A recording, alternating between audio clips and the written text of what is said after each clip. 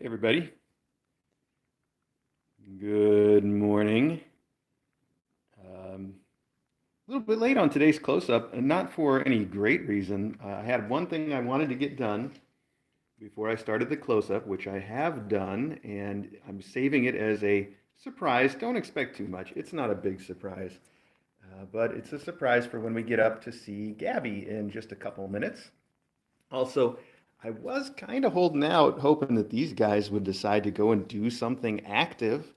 They've been napping for the last, I don't know, probably hour. And then I came in here and they all got up, and I was really hopeful that would have some action for the close-up.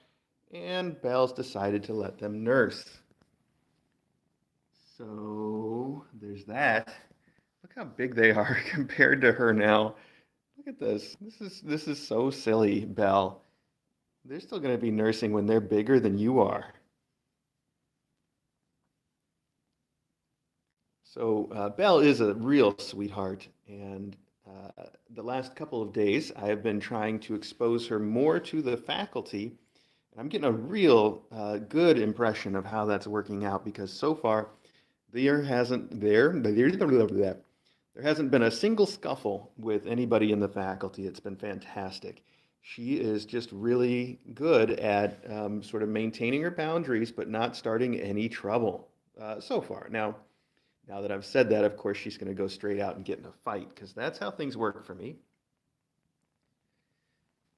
But we'll see. I really do feel pretty good about it. She's met most of the faculty from a distance, and she's met Loganberry and Custard pretty up close.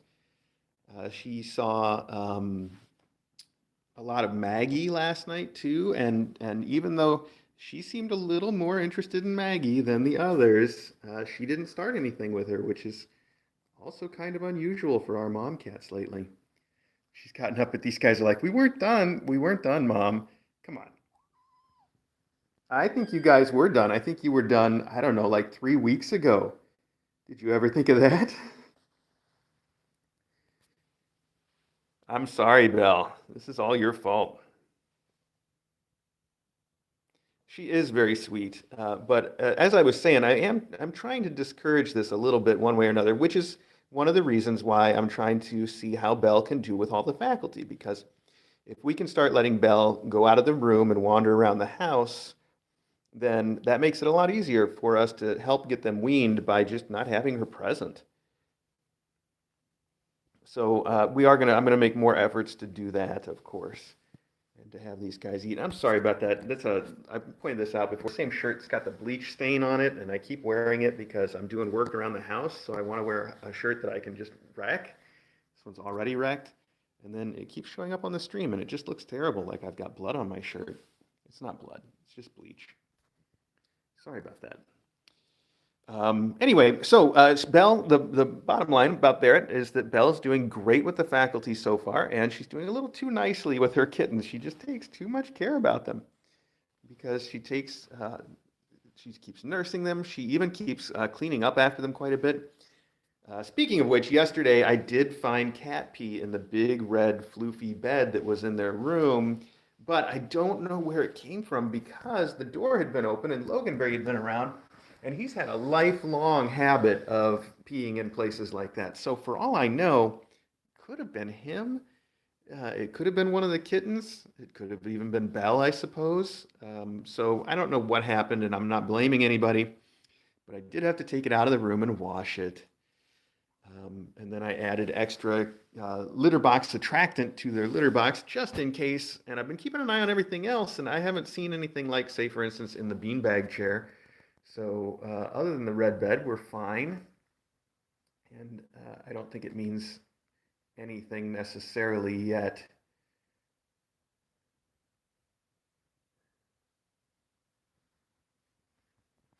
Hey, Belle, you're so pretty. You just want all the attention. Belle doesn't really like to get up and sit in my lap, but she always wants my attention. Like if I'm sitting on the beanbag chair and she doesn't want to get up on the beanbag chair, she'll just sit next to the beanbag chair and stare at me. She'll just sit there and stare at me until I pay attention to her. It is the cutest thing, and it's polite too. Like when she asks for treats by headbutting me, like she's not gonna meow, she's not gonna get up and claw me. She's just gonna sit there and look until you're ready. Because she's a sweetheart. Yes, you are. Very sweet. She's just the most polite and loving kitty.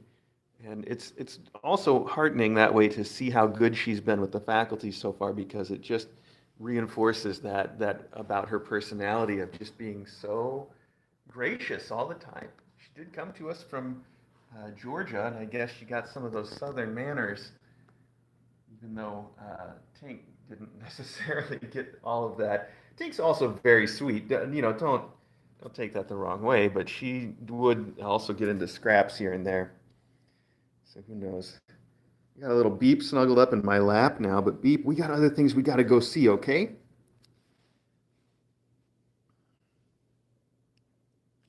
We got other things to do, little Beeper. Look how cute you are.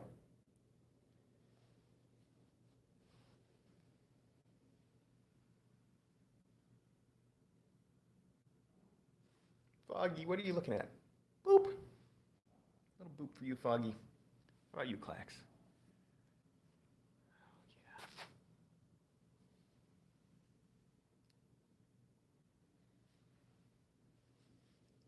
Any cat, any black cat can look a little brown in the right light, but no, it is just the camera. I mean, again, if it were brighter in here, I'd probably see it with my eyes. There's a little brown in it, but most of the time she just looks really dark black.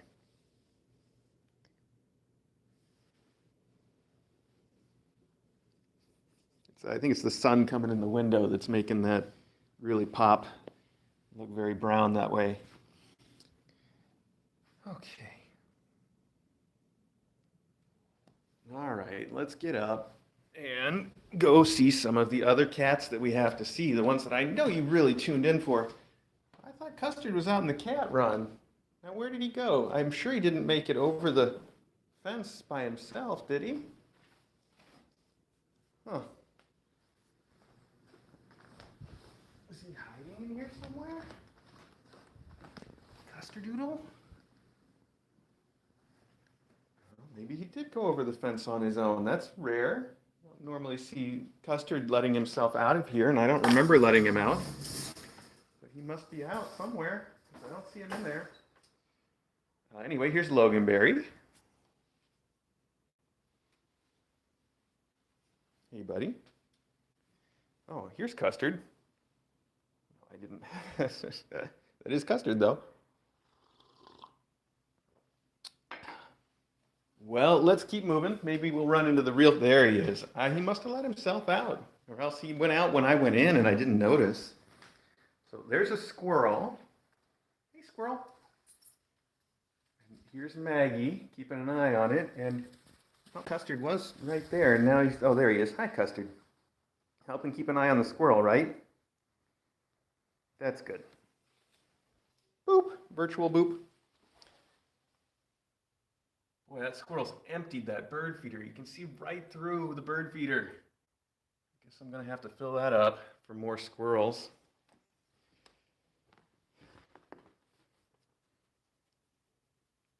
Anyway, Maggie's just going to keep an eye on the squirrel. That's great. All right, Maggie, don't let him start any trouble. Both of you guys. And there's Ari having second breakfast, or is it third by now, Ari? Who knows? 11sies.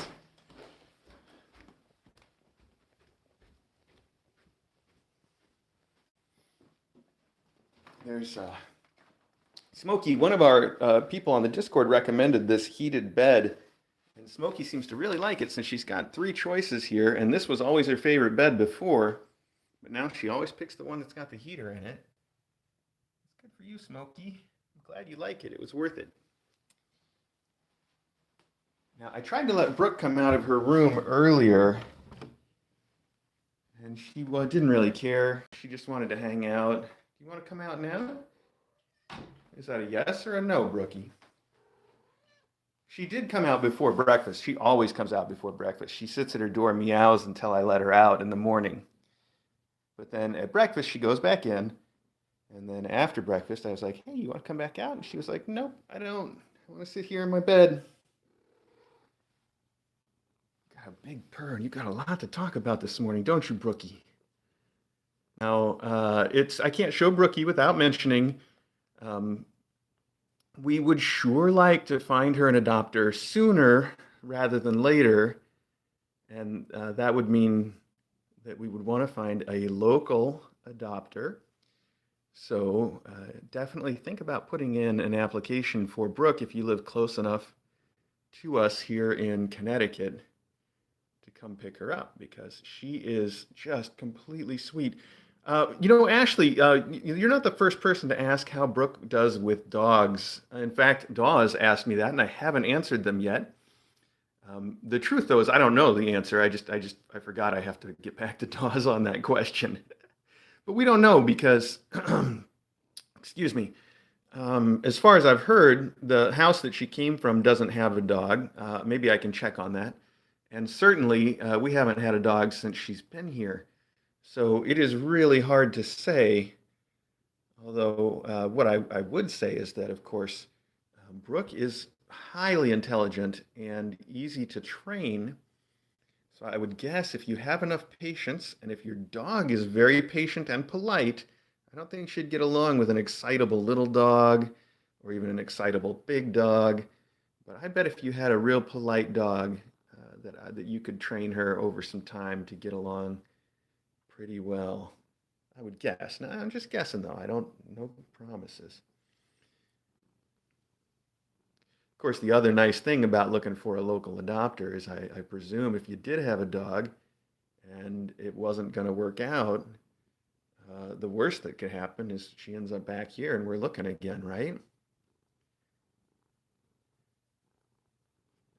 You're too sweet. You're just too sweet, Brooke. You're too pretty and too sweet. And I'll tell you, she really is sweet too, because every morning she wants out of her room, but then she just wants to see me. She comes out the first thing in the morning. She wants to just follow me around the house and hang out. It's adorable. And I always pick her up and flip her over on her back like a baby and snuggle her up real close and give her little kisses. And she just puts up with it all. She's just so, so nice that way. She'll put up with anything. So she's a real good cat. She put up with anything except Maggie. She won't really put up with Maggie. So there's that. Okay, so now she's going to want out. I'm going to let her out, even though I'm not keeping an eye on her. I'm just going to trust her not to get into anything before I've got a chance to keep an eye on it. I'm trusting you, kiddo. She's probably just going to sit here outside the door and wait for me anyway, because that's what she tends to do. Just taking a peek back to make sure Maggie's not coming up behind her or anything. Okay, so here we are with Gabby. Hi, Gabby. How are you this morning? And Gabby's kittens. See if you can tell what the surprise was. I'll show you what's inside Gabby's box here.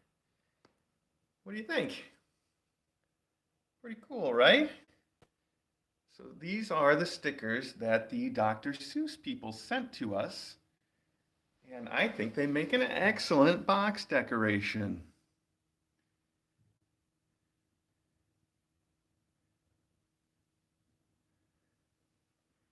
I did a pretty good job if I do say so myself. I even got one around on that end there.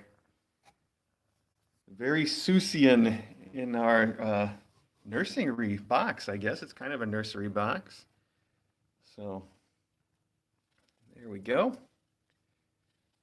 Little truffula trees. That's right. They are truffula trees.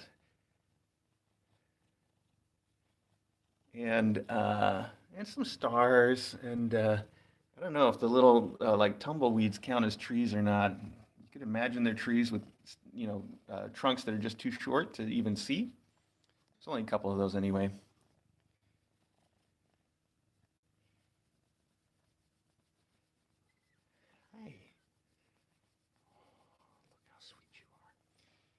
So I did make a cheat sheet for the names. Look, I wrote it right there so I would know. Yep, I'm cheating. I got to cheat. So there we have it. Yeah, I think I sent a picture of the box to DJ, and she's gonna have, I know she'll tell me what she thinks of it. I hope she likes it, because this is sort of what we got. Um, and I like it. I think it looks good. So let's check our cheat sheet. We've got our dark colored girl with a pink nose, which means this is Banter. This is little Banter with her little pink nosy and her full glove on the right front paw. Hi, Banter. And look how calm you are about being picked up already. That's not bad. You like that? Okay, kisses from Mom. So that's Banter. And I would describe her as a sort of dark mackerel tabby pattern. And another dark mackerel tabby that has a little black nose. Do you see the little black spot on the nose there? And that makes this one Prattle. Also, Prattle just has her little fingers white instead of the whole hand, the whole paw. Oh, look at that. You're so cute, Prattle. So that's Prattle. Hi, sweetie pie. Hi, sweetie pie. Okay. Very calm kitties, too. Mom's taking good care of them. She's licking. I think she's trying to find a thing to nurse on my finger. Well, maybe it kind of felt that way. Maybe she's just licking. Oh, I'm sorry. A little silent yell. Silent yell. Okay, let's put you down here. There you go. And, okay, let's see. So this is the one that looks like Custard. We keep saying that. He doesn't really look like Custard that much, but he's got a lot of white and then the gray tabby coat like Custard does, but Custard's is a lot more broken up. His is a lot more solid. He's very pretty. And that makes him Scuttlebutt. Hi, Scuttlebutt. Hi. Hi.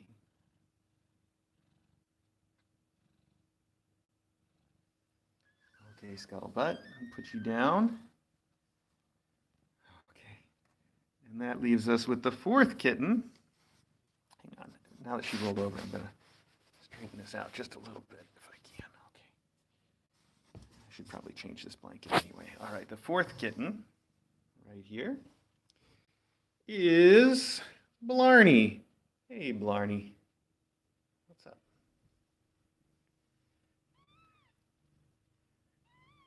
You're making little noises. You're the only one to talk about this so far.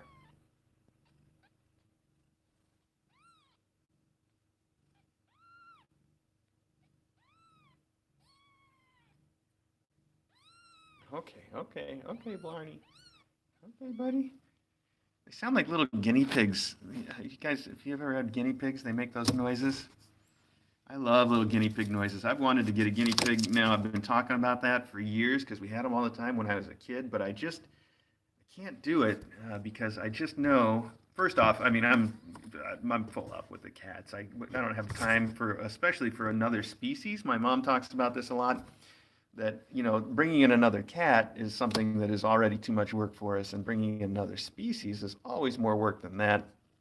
So just no energy to really give a guinea pig what he deserves. But secondly, I just can't imagine having a guinea pig, and I know people do, but with cats, I wouldn't be able to keep him from. I just imagine that the faculty would drive him nuts. You know, just completely insane.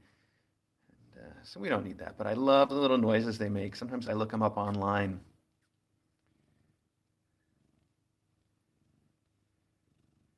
And yeah, these guys are a lot quieter than previous kittens that would just scream. These guys are very quiet. I'm surprised by that. It's ironic, isn't it, that DJ named them all after ways of talking, and yet here they are, so quiet. I'm sure that, well, I'm not sure, but I bet that'll change at some point. I'm sure that they'll get a little bit louder. Yes, for those of you coming in late, the box is decorated with the little truffula trees from Dr. Seuss. thanks to the Dr. Seuss people who are just wonderful folks. And like I said, I mentioned this a few times. Dr. Seuss folks reached out to us. They said they all love watching Kitten Academy, and that they wanted to send us some stuff to give to the kittens. They sent us these stickers, which are great stickers, by the way. They were very cool to put up, high quality stuff. Um, and they also sent us some toys that we've started putting around the rooms.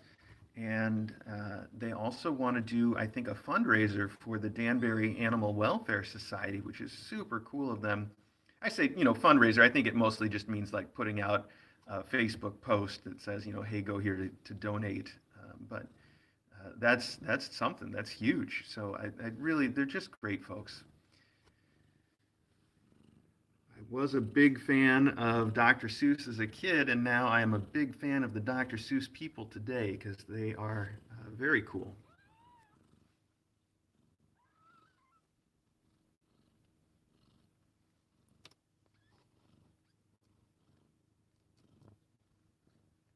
I see my mom's in the chat defending herself about what I just said about the species.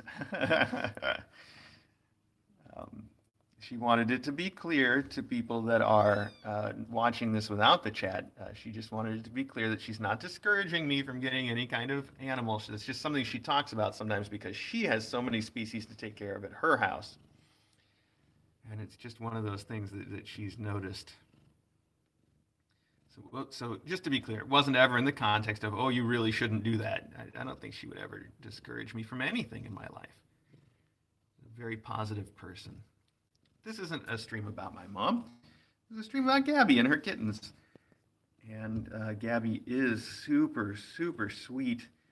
Now, I took a few minutes out last night and I did trim some of her fur like I was talking about, although I don't have the proper tools. It turns out that the hair cutting scissors that I have that are made for cutting hair are very old and don't cut very well. I managed to get the job done with the scissors though, because the hair trimmer that I have is the one I use for trimming myself, my head and my beard, and it will not cut through her fur. Her fur is just too thick and too fine. So I had a rough time getting anything done, but I did trim a little bit. And I think it's going to help her to feel a little bit better and stay a little bit cleaner in the meantime. So that's important.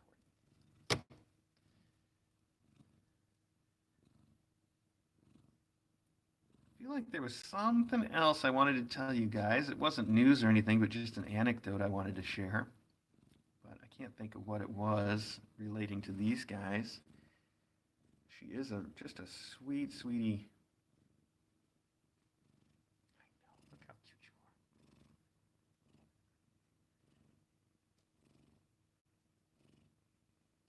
She just purrs and needs all the time. I don't think I've ever been in this room and not seen her purring and needing. She even needs the air. I mean, just on her back like she's doing now. She makes those little kneading motions. So ridiculous. It's very cute.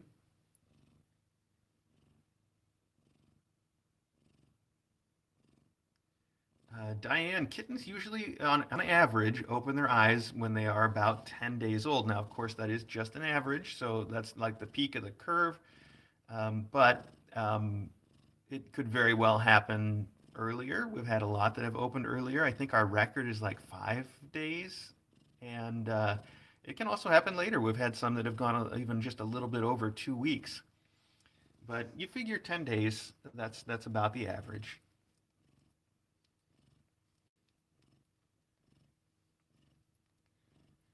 And then I was saying this before. I don't know exactly when the ears start to open up because it's harder to just see that that's happened. But their little ears, that's why they're folded down and look so funny when they're little kittens. It's because they also take some time to open up.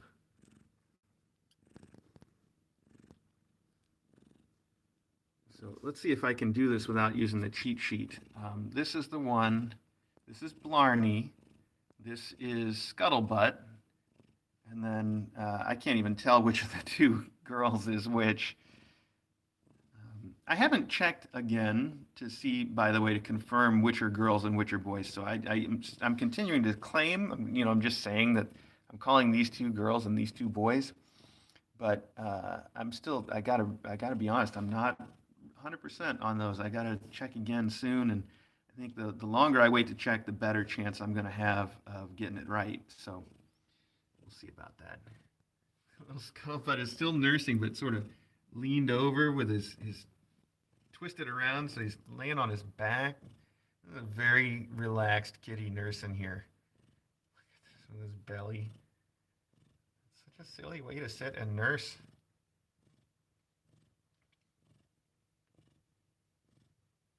That's ridiculous, pal. That is a ridiculous way to do this.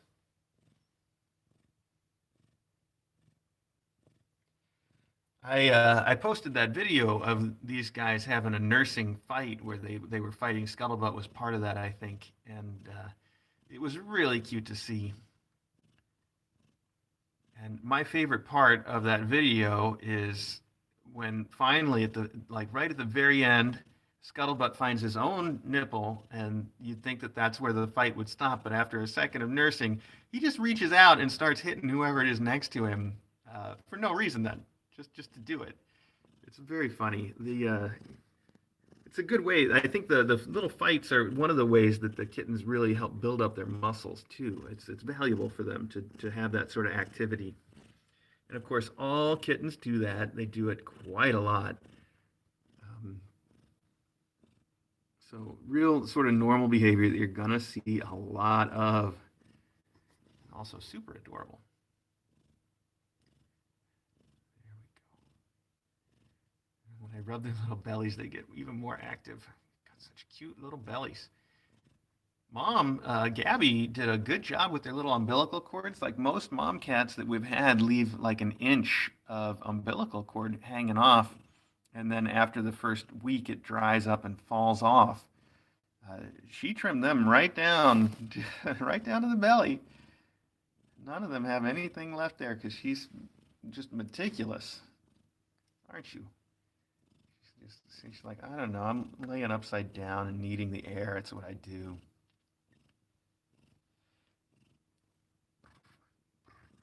So many purrs. Okay, well, we should wrap this up. Oh, I wanted to mention one other thing, and you guys have probably noticed this already. I put a second camera in here, and I talked about this for a long time. I opened that camera up, and I did the little focus modification on it. It's basically just taking some glue off that holds the lens in place so I can adjust it. And then I put it all back together, and now we've got a camera that can focus way up close. So I do have to manually adjust it. So I tried to set it to cover most of the box about right. Anyway, so that means that we can get a nice view of these kids from the ground, as it were, and still have them in focus. If you remember the last class, we had a camera in the box, and it was never able to focus on the kittens correctly, and everybody was just a little blurry when we used it, and we still did it because it was a cool view, but I think this should be even better because now it will be in focus, or at least closer to in focus, and we like that. I'm happy about it. I'm excited about it. It's already been on the stream a little bit, and it will certainly be on the stream more as we go forward.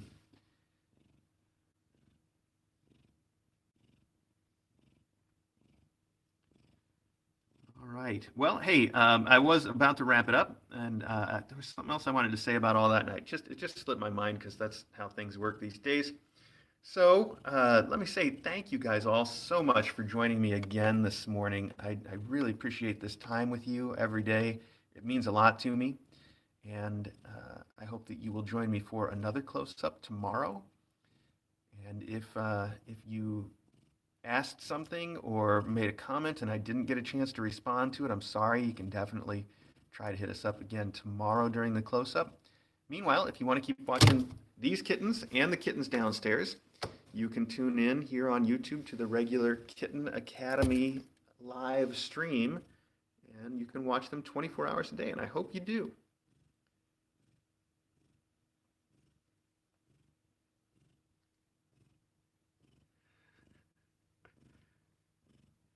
She's just too cute. Yes, I'm talking about you, Gabby. You are too cute. All right, thanks again, everybody.